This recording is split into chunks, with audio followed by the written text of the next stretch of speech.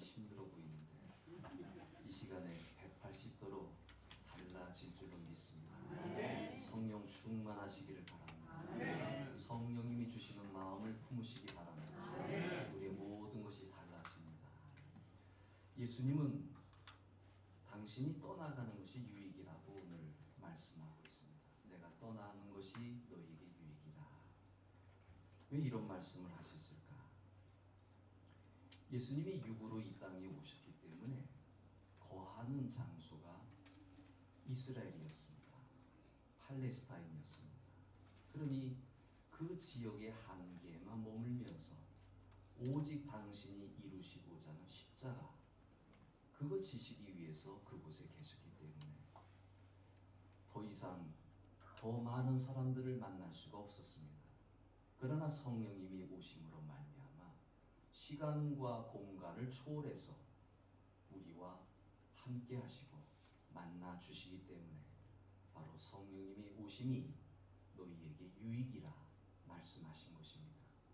오늘 이 자리에 성령님이 우리와 함께 하심을 믿습니다. 아멘. 오순절 마가의 다락방에 임하신 성령님, 그 이후부터 지금까지 성령님은 시간과 공간을 초월해서 성도들과 함께하고 계시는 것입니다. 성령은 헬라어로 푸뉴마라고 하는데 그 여러 가지 뜻 가운데 하나가 바람이라는 뜻입니다.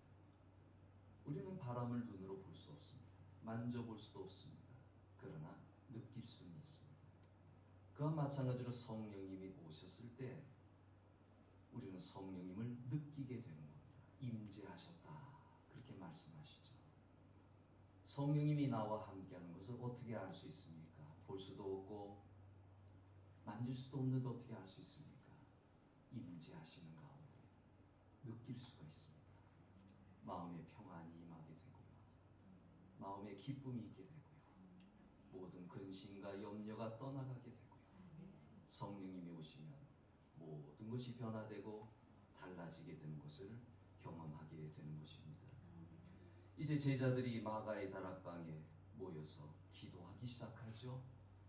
예수님께서 약속하신 성령님이 오시기를 기도하면서 드디어 오순절날 성령님이 오셨는데, 성경의 표현을 하면 바람같이 소리가 나고 불의 혀같이 갈라지는 것이 사람의 머리에 임했다 그랬습니다. 바람 같은 성령, 불 같은 성령, 성령님이 임하신 것을 이렇게 표현할 수밖에 없는, 마치 바람 같았다, 마치 불 같았다, 그런 모습으로 오순절 마가의 다락방에 성령님이 충만하게 임하게 된 것을 볼 수가 있습니다. 이제 그들은 언제 어디서나 성령님의 지도를 받으면서 살아가게 되었습니다. 오순절 다락방에 모인 사람들은 성령의 사람들이 되었습니다. 중요한 것은 성령님이 오셨다 하는 것입니다. 이게 왜 중요하냐? 하나님이 우리를 만나 주신다는 얘기입니다.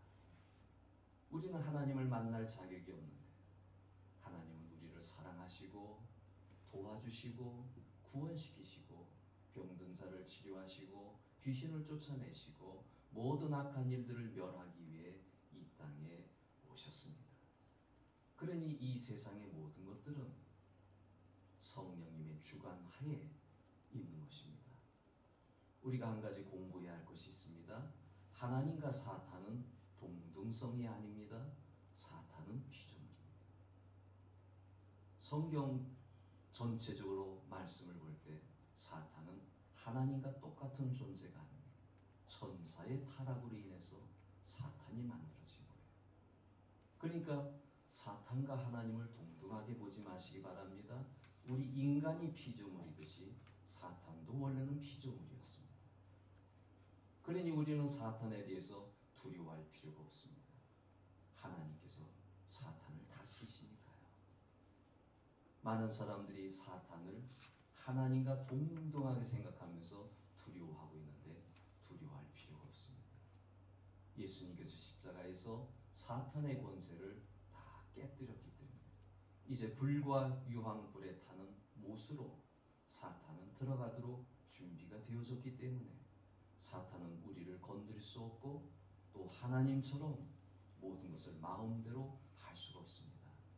우리는 담대하게 나사렛 예수의 이름으로 모든 악한 영의 세력은 떠나갈지어다 명령하면서 살아가시기를 바랍니다. 그러면 성령님이 오셔서 하시는 일이 무엇일까요? 오늘 보면 8절에 죄에 대하여 의에 대하여 심판에 대하여 세상을 책망하시리라. 여기 놀라운 말씀이 있습니다. 성령님이 오셔서 너희를 복주시리라 하는 말씀이 아니라 성령님이 오셔서 책망하시리라. 이 책망이라는 단어를 찾아보면 깨닫게 한다는 의미가 있고 그리고 꾸지람이라는 의미가 있습니다. 왜 성령님은 책망하기 위해 세상에 오셨을까요? 죄에 빠져있기 때문에, 의롭지 않기 때문에, 사탄의 노예로 살고 있기 때문에 성령님은 사탄의 노예로 살고 있는 사람들을 일단은 깨우치기 위해서 나무란다, 깨우친다. 성령님은 우리를 깨우치기 위해서 오신 거예요. 그거 잘못된 것 아니니? 그렇게 하면 안 돼. 지금까지는 마음대로 살아왔지? 그러나 이제는 안 돼. 왜? 그렇게 했다가는 멸망당해. 그러니 회개해야지. 이렇게 성령님은 우리 곁에 오셔서 꾸질하시고 그리고 돌아오게 하는 그러한 역할을 하시는 것입니다. 저는 사랑의 두 가지 차원을 늘 얘기합니다. 하나는 많이 사랑해 주세요. 특히 자녀가 있다면 많이 사랑해 주세요. 할 수 있는 만큼 더 많이 사랑하세요. 근데 또 하나가 있습니다. 사랑에는 징계가 있다는 겁니다.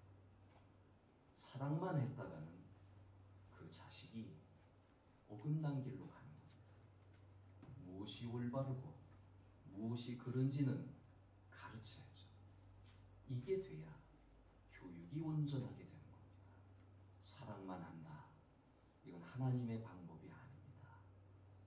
책망하는 것까지.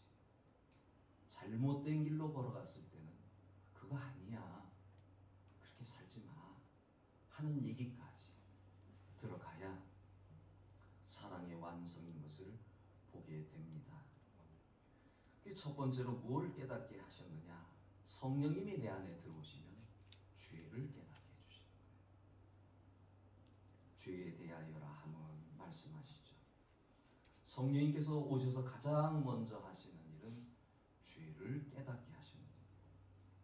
예수님은 이 세상에 오셔서 유대인들에게 수없이 많은 말씀을 증거했습니다. 군중들에게 수없이 많은 말씀을 증거했습니다. 그런데 깨닫는 사람이 있고 깨닫지 못하는 사람이 있었습니다. 예수님 말씀하셨는데 듣지 않는다. 이미 심판이 그 사람 마음에 있다라고 말씀하신 겁니다. 깨달아지는 것이 은혜인 줄로 믿으시기 바랍니다. 깨달으시면 은혜입니다.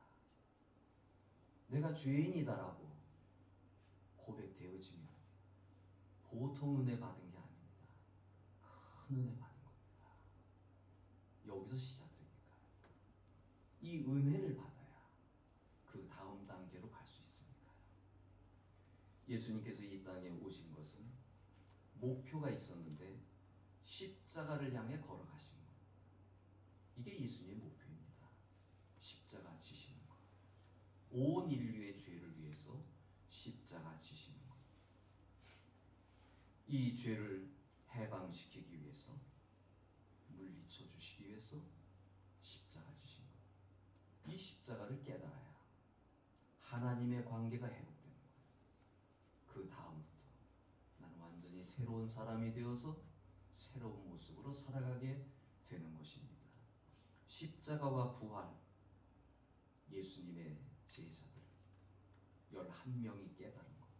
십자가와 부활. 바울 사도가 깨달은 것. 십자가와 부활. 이것만 알기를 원한다. 이게 우선돼야 되는 거예요. 이게 깨달아져야 바울 사도처럼 선교사가 되는 것이고 예수님의 제자들처럼 복음을 증거하는 겁니다. 복음이 뭡니까? 십자가와 부활 아닙니까? 이것만 깨달아지면 신앙생활은 다 결정나는 거예요. 새로운 모습으로 시작되는 거예요. 근데 이거 깨닫기까지가 어려워요. 세상 사람들이 왜 교회로 오지 않습니까? 이거 깨닫지 못합니다. 근데 이거 깨달아지도록 우리가 주위에서 기도해 주는 것이고, 그리고 인내를 가지면서 이거 깨닫게 해달라고 주님께 말씀을 드리는 것입니다.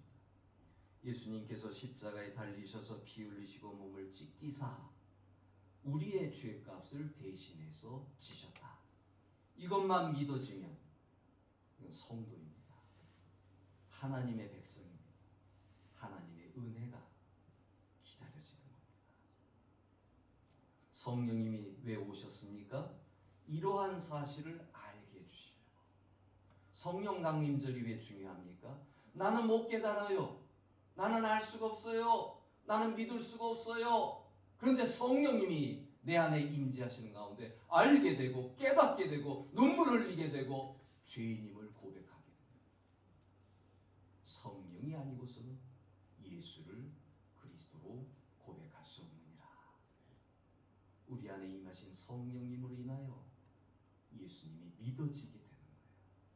그러니까 성도냐 성도가 아니냐를 구분하는 것은 이 사람들이 예수를 믿느냐 안 믿느냐, 이 십자가와 부활이 믿는 사람이냐 안 믿는 사람이냐, 이걸로 그냥 갈라지는 거예요.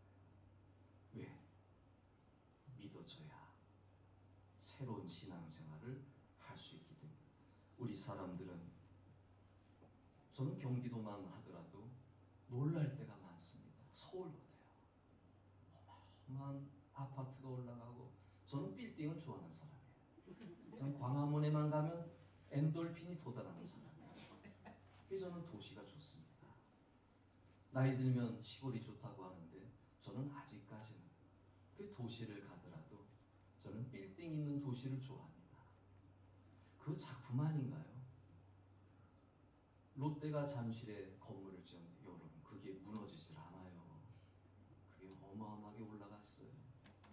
제가 두바이에 갔을 때 거기는 또 빌딩을 얼마나 높게 짓는지 그 당시에 갔을 때만 해도 어마어마한 빌딩이 올라가요. 저는 감탄을 했습니다.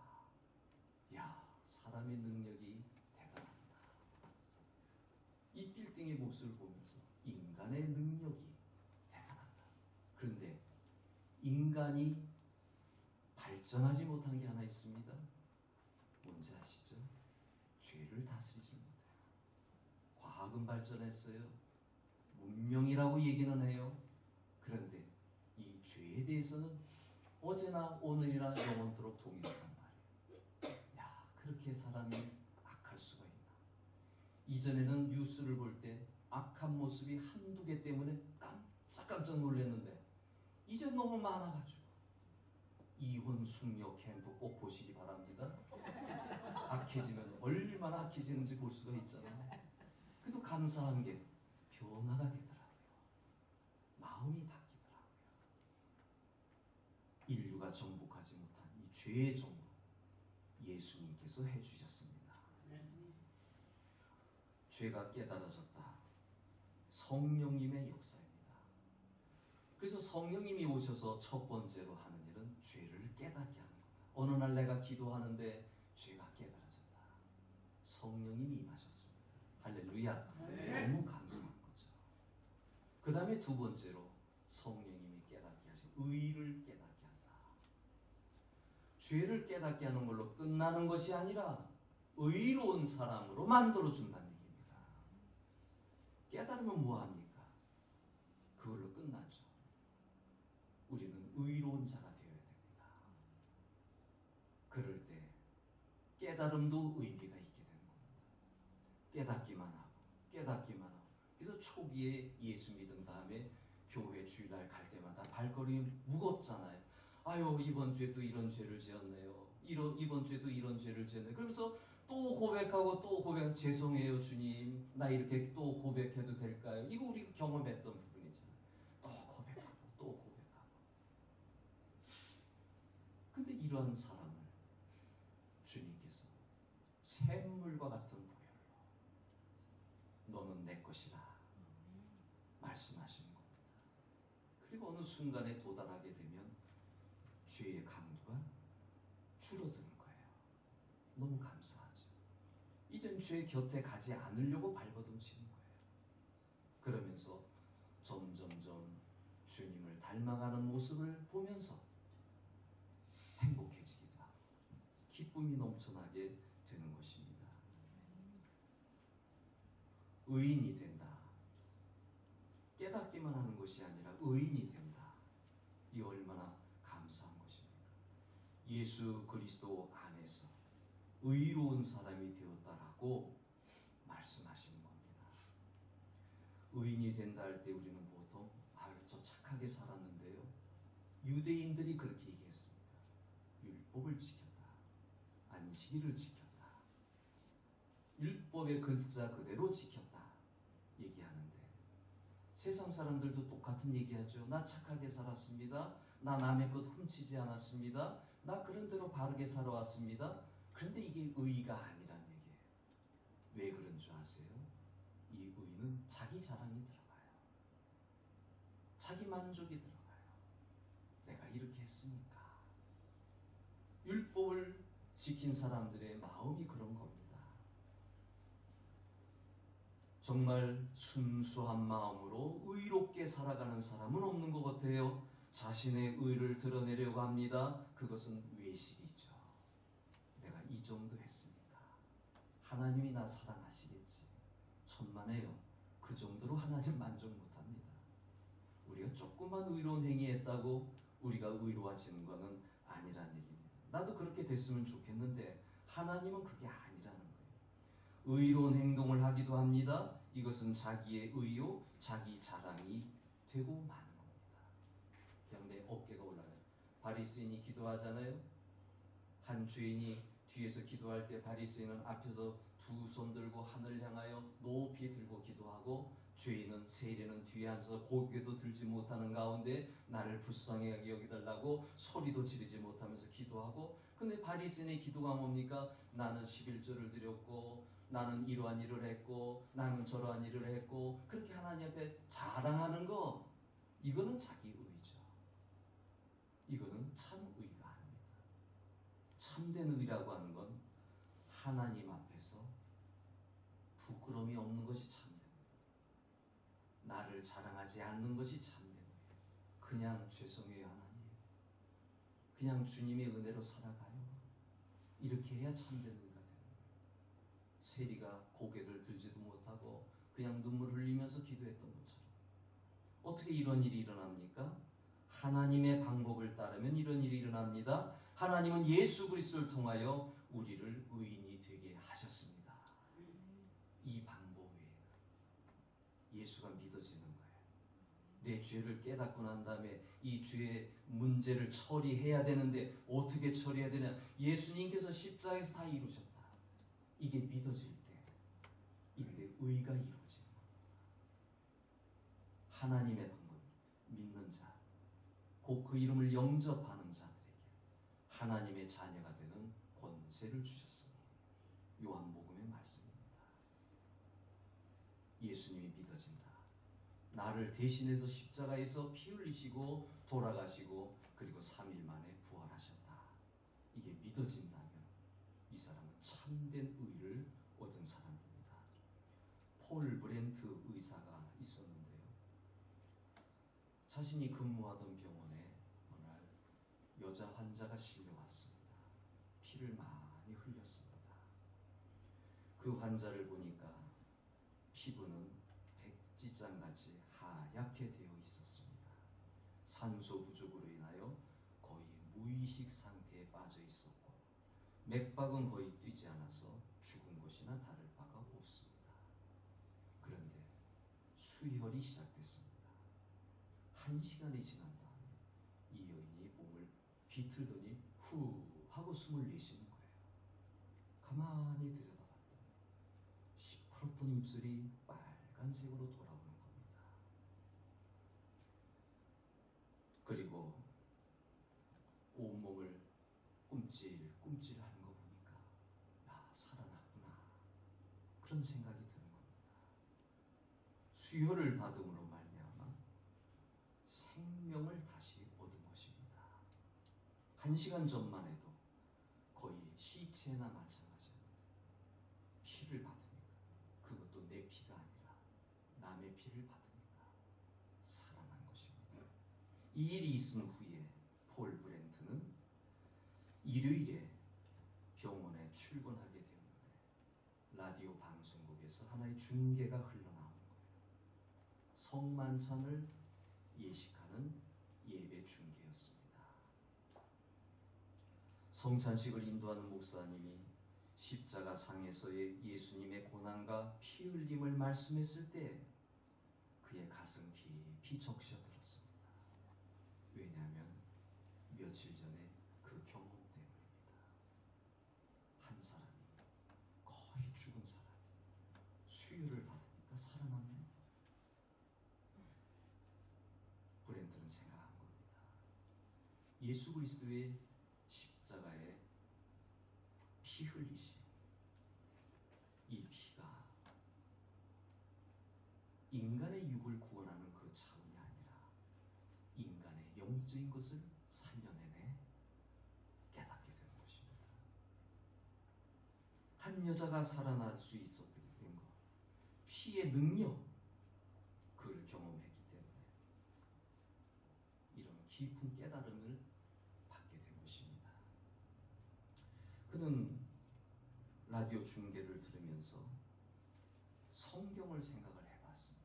의학이 아니라 성경을 생각을 해봤습니다. 예수님께서 내가 흘리는 이 피를 받아 먹으라 말씀하실 때 유대인들은 다 반발했죠. 왜 그런 줄 아십니까? 율법은 피를 먹지 말라고 말씀했습니다. 그러니까 예수님의 말씀은 잘못된 말씀이라고 생각한 거예요. 이거는 육적인, 문자적인 생각이죠. 영적으로 생각했어야죠. 인간은 죽은 존재입니다. 영적으로 죽은 존재. 하나님을 만날 수 없는 존재입니다. 예수님의 피를 먹는 자, 믿는 자죠. 믿는 자는 생명을 얻게 된다고 하는 사실을 성경적으로 생각합니다. 내가 곧 길이요 진리요 생명이니 예수님의 말씀이 떠올랐습니다. 예수님의 생명을 받지 못하면 우리의 영혼은 죽을 수밖에 없다라는 겁니다. 이 세상에 어떠한 사람이라 할지라도, 건강한 사람이라 할지라도, 그 어떠한 사람이라 할지라도 예수님의 생명의 피를 받지 못하면 그냥 죽는 겁니다. 영적으로 죽는 것입니다. 지옥불에 떨어지는 겁니다.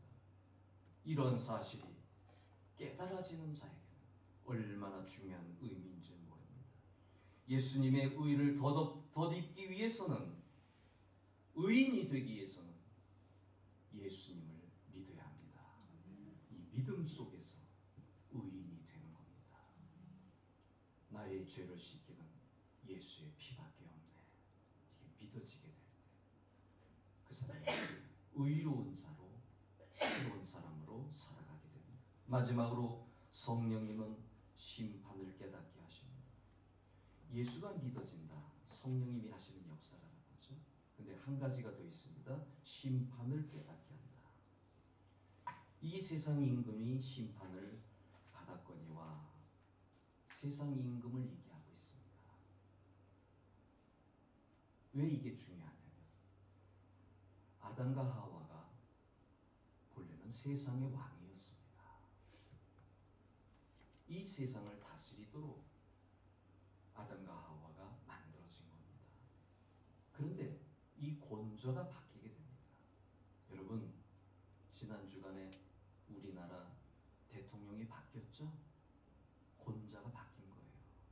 그 대통령에 의해서 대한민국은 움직여 돌아가는 거예요. 누가 대통령이 되느냐를 여러분들이 관심을 가지는 이유는 우리 누구의 지도를 받느냐.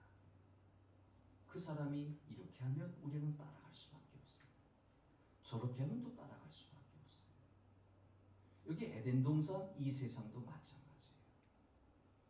아담과 하와가 하나님의 자녀로서 세상을 다스리는 왕이었는데 이 권좌를 뺏겨버린 거예요. 죄를 지으고 하나님께 불순종하고 이 세상의 권좌가 사탄에게 넘어가 버린 거예요. 그래서 지금 이 세상은요, 전쟁이 있고 질병이 있고 가난이 있고 혼란이 있는 이유가 사탄이 이 세상을 다스리기 때문입니다. 이거를 깨뜨리기 위해서 예수님께서 오셨습니다. 성령님이 그걸 가르쳐 주겠다는 얘기예요. 뭘 가르쳐 주느냐? 예수를 믿기 전에는 사탄의 노예들이었어요. 우리 사람은 그렇습니다. 사탄의 다스림을 받는 사람들이었어요. 아담과 하와 이후에 인간은 그런 인간입니다. 하나님의 다스림을 받지 못합니다. 사탄의 다스림을 받습니다. 그러기에 인간의 세계는 어려움이 오는 거예요. 예수님께서 사탄에게 시험 받으실 때 사탄이 뭘 얘기한 줄 아십니까? 세상에 권세와 영광을 주겠다 했어요. 뭘 얘기하는 겁니까? 사탄은 그 정도 능력은 있다는 얘기예요. 그런데 깊이 생각하셔야 됩니다. 요즘 TV에 점쟁이들 나오죠? 법사 얘기 나오죠? 무당들 얘기 나오죠? 그거 쉽게 생각하지 마세요. 거기에 노예가 되지 마세요. 거기에 혹하지 마세요. 사탄은요, 처음에는 좋게 해줍니다. 처음에는 다 줄 것처럼 합니다. 때로는 또 좋은 걸 주기도 합니다. 그러나 끝을 보셔야 됩니다. 사탄의 뒤를 따라갔던 사람들은 다 망하게 되어 있습니다. 끝은 멸망입니다. 이 세상에서도요, 부귀영화 누릴 것 같죠. 어제 뉴스에 보니까 대통령 캠프를 치는 명단 자리가 있대. 거기에 솔깃들을 하더라. 대통령이 되려고 하는 사람은 먼저 캠프를 정할 때 거기를 먼저 지명을 한대요. 경쟁력이 세대요. 무슨 풍수지리를 얘기하는 겁니다. 어느 정도는 물길이 바닥으로 지나가면 사람의 건강에는 해롭겠죠. 그게 결정적인 건 아니라 우리의 영적인 세계를 놓고 볼 때 그런데 현혹되지 마시기 바랍니다. 아직도 점쟁이를 찾아가는 교인이 있다고 하니 한탄하고 통곡할 얘기입니다. 언제까지 사탄의 노예로 살 것입니까? 사탄은 처음에 좋게 해주려고 합니다. 뭔가 영광을 주려고 합니다. 뭔가 높은 자리를 보장합니다. 그렇게 하면서 사람들이 국회의원도 되고 연예인도 되고 좋은 대학도 들어가고 뭐 그렇게 한다고 얘기하는데 그 영혼은 피폐해져 가는 거예요. 이 땅에서 잘 되는 게 중요한 게 아니에요.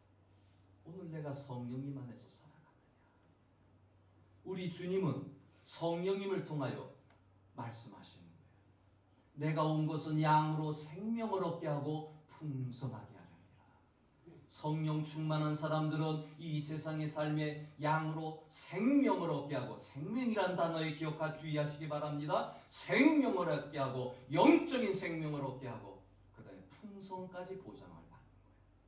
성령 충만이 이게 좋은 거예요. 사탄은 그냥 잘 되게 하는 것만 보장하고 약속하지만 성령님은 우리의 영적인 생명과 더불어 이 땅에서 잘 되는 것까지 완벽한 축복이죠. 세상에서 잘 되면 뭐예요? 영적으로 죽으면 날마다 싸움이고 그 가정은 풍지박산 나는 거고. 우리는 주님께 구할 때 왜 이 자리가 기쁨의 자리가 되어야 되냐? 영혼이 잘 되고 범사가 잘 되고 강건케 하는 역사를 만들어 주시기 때문입니다. 왜 이 자리가 복된 자리입니까? 왜 주일 성수를 해야 됩니까? 왜 하나님을 만나야 됩니까? 왜 성령 충만해야 됩니까? 완전한 축복을 하나님이 주시기 때문에. 이 복을 버리고 어디로 가냐 말이에요. 이 놀라운 복을 버리고 어디로 가냐 말이에요. 내가 세상에 나가서 한 걸음 더 뛰면 더 잘 될 것 같죠. 지난 주간에 야외 예배 갔을 때 진태용 권사님이 식사하시면서 한 말씀 하시더라고요. 형제가 둘이 있었는데 첫째가 그렇게 건강하셨대요. 그렇게 좋았대요. 근데 뇌종양 하나 걸리니까 그냥 갔다는 얘기입니다. 지금 혼자 3형제 중에 혼자 남으셨다. 그런 슬픈 얘기를 하시더라고요. 세상에서 뭐든지 계획대로 잘 되면 좋을 것 같죠? 이걸 하나 기억하시기 바랍니다. 영혼이 먼저 잘 돼야 됩니다. 그 다음에 주님께 맡기고 살아가면 그 뭐 들어와도 복을 받고 나가도 복을 받는 거예요. 내가 부르짖지 않아도 자연스럽게 올 수 있는 거예요. 그러니 우리의 삶에 있어서 뭐가 가장 중요하냐? 오늘 성령 강림절 날 성령님이 오시면 죄에 대해서, 의에 대해서, 심판에 대해서 어떻게 한다고요? 책망하시리라. 그것뿐입니까? 깨닫게 하시리라. 알게 하심으로 우리를 새로운 사람으로 만들어 주시는 것입니다. 이번 성령 강림절을 맞이하며